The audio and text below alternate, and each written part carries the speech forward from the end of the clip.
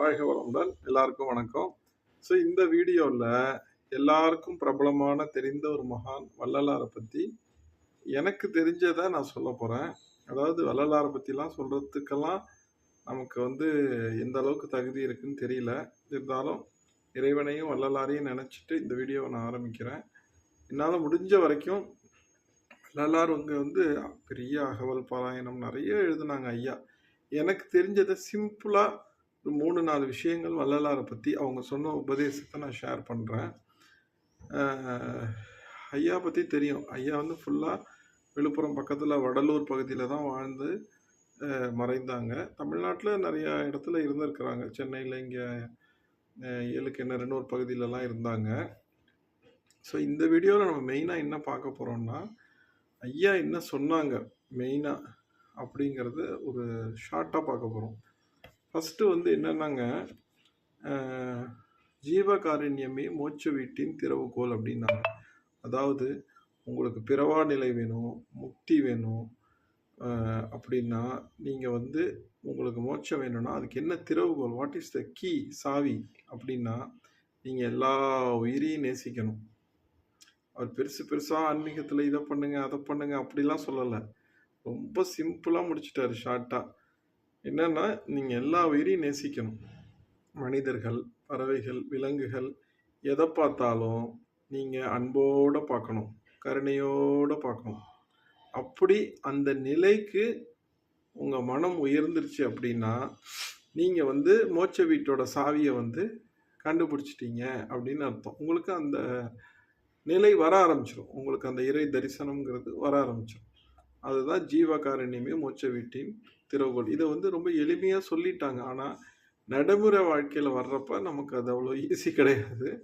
உங்க மனம் பலவிதமான சோதனைகளும், கஷ்டங்களையும், துன்பங்களையும், பல ஆன்மீக பயிற்சிகள் எல்லாம் செஞ்சு, ஒரு சுய விசாரணை நடந்த பிறகு தான் அந்த தெளிவு வரும். எல்லா உயிர்களும் நம்ம உயிர் தான். எல்லாருமே ஒண்ணு தான். அப்படிங்கிற அந்த உணர்வு வந்த பிறகு தான் அந்த கருணை வரும். அந்த கருணை வந்தா தான் உங்களுக்கு இறை தரிசனம் வரும் அப்படின்னு சொல்றாங்க ஐயா. அதான் ஃபர்ஸ்ட் பாயிண்ட். அடுத்தது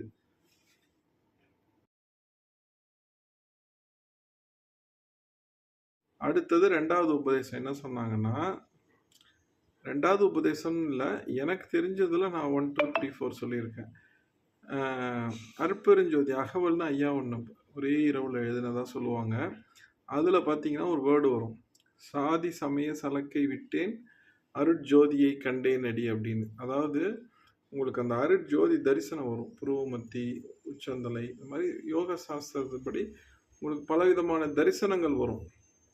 அது பொதுவாக சொல்லணும்னா இறை தரிசனம்.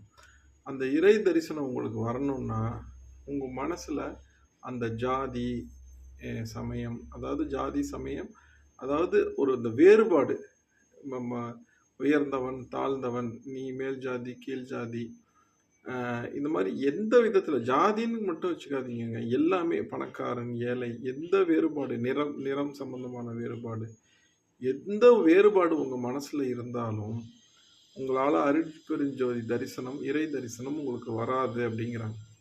அந்த வேறுபாடை நீங்க எடுத்துட்டீங்கன்னா, அவரோட அனுபவத்தை அவர் சொல்றாரு.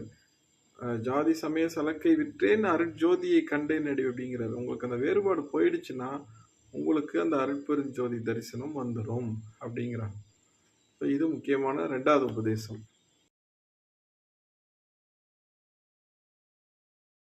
அப்புறம் 3வதா இன்னொன்று நான் என்ன முக்கியமா பார்க்குறேன்னா, தனித்திரு, விழித்திரு, பசித்திரு அப்படின்னாங்க. இதுவும் ரொம்ப முக்கியமானது. தனித்திரு அப்படின்னா என்ன சொல்றாங்கன்னா, தனியா நீங்க ஒரு ரூம்ல இரு அப்படின்னு சொல்ல, அப்படி எடுத்துக்க கூடாது.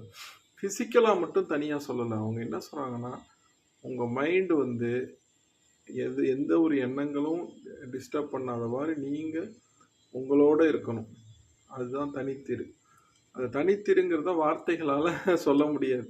உங்களுக்கு அந்த தியான அனுபவம் வர்றப்ப தான் தெரியும். தனிச்சிருன்னா நீங்களும் உங்களோட இருக்கிற நிலை. எந்த எண்ணங்களாலையும் யாராலையும் டிஸ்டர்ப் பண்ணாமல் நீங்கள் தனிச்சு இருக்கிறது. அது ஒரு நிலை. அந்த தனிச்சு இருக்கணும். அது ரொம்ப முக்கியமானது. அப்புறம் விழித்திரு. விழித்திருன்னா என்ன? தனியாக இருக்கிற சரி, நீ பாட்டு தூங்கிடாத அப்படிங்கிறாரு. ஃபிசிக்கலாகவும் மனசுலையும் நீங்கள் அந்த விழித்திரு அப்படிங்கிறத, விழித்திருங்கிறத புரிஞ்சுக்கணும்.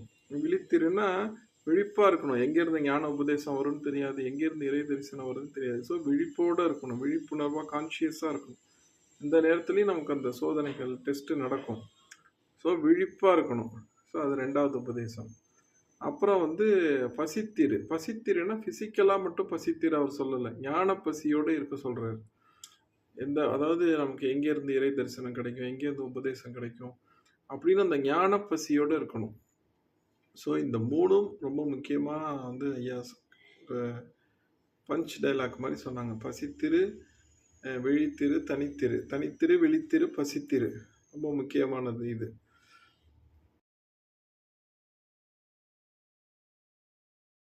அதுக்கப்புறம் இன்னொன்று முக்கியமாக நான் என்ன பார்க்குறேன்னா, வாடிய பயிரை கண்ட போதெல்லாம் மனம் வாடினேன் அப்படின்னு வரும். இது வந்து உபதேசம் கிடையாது. அவங்களுடைய இதில் வருது. அவங்களுடைய வரலாறை படிக்கிறப்ப ஐயா வந்து நடந்து போகிறாங்க. எவ்வளோ சென்சிட்டிவிட்டி பாருங்க. கடவுளுங்கிறது நம்ம சாதாரணமாக நினைக்கிறோம். என்னமோ இதை பண்ணி அதை பண்ணி இறைவனை உணர்ந்துடலான்னு நினைக்கிறோம். ஒரு பயிர் வாடுறத கூட பார்க்குறப்ப அந்த வந்து அவரால் தாங்க முடியல. ஒரு மனசு வாடுது. அப்போ எந்த அளவுக்கு அவங்கெல்லாம் சாஃப்ட்னஸோட உச்சத்தில் இருந்திருக்காங்க பாருங்க. எந்த அளவுக்கு ஒரு நுண்ணிய உணர்வு. புரியுதுங்களா? நம்மலாம் அசால்ட்டாக ஒருத்தர் மனசை ஈஸியாக நோக அடிச்சிடுறோம். அடுத்தவங்க கஷ்டப்படுறத பார்க்குறப்ப பட்டாலே நமக்கு ஒன்றும் பெருசாக வேதனை இருக்காது. ஒருத்தன் வந்து பசியில் ஐயோ அம்மா அப்பான்னு கதறினா கூட நம்மகிட்ட காசு இல்லை போடா அப்படின்னு நம்ம அனுப்புகிற ஒரு மனித இனம் நம்ம. யார் துன்பப்பட்டாலும் அந்த துன்பத்தை பார்த்து நம்ம வேதனைப்படணும். இது வந்து ஒரு மனித குணம்.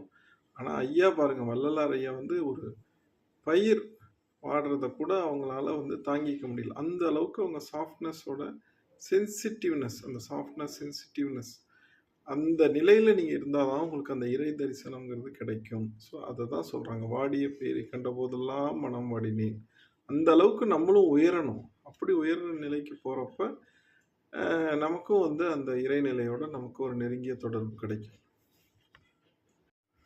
ஸோ இதுதாங்க நான் சொல்லணும்னு நினச்சேன் இந்த வீடியோவில் வள்ளலார் ஐயா பற்றி. ஜீவகாருண்யமே மோட்ச வீட்டின் திறவுகோல், ஜாதி சமய சலக்கை விட்டேன் அருட்ஜோதியை கண்டேனடி, தனித்திரு, விழித்திரு, பசித்திரு, வாடிய பயிரை கண்டபோதெல்லாம் மனம் வாடினேன். ஸோ இந்த 4 தான் இந்த வீடியோவில் நான் ஷேர் பண்ணணும்னு நினச்சேன். இன்னும் பேசுவோம் வள்ளலாரை பற்றி நிறைய விஷயங்கள். இந்த வீடியோவில் இதோட போதுங்க. நன்றி.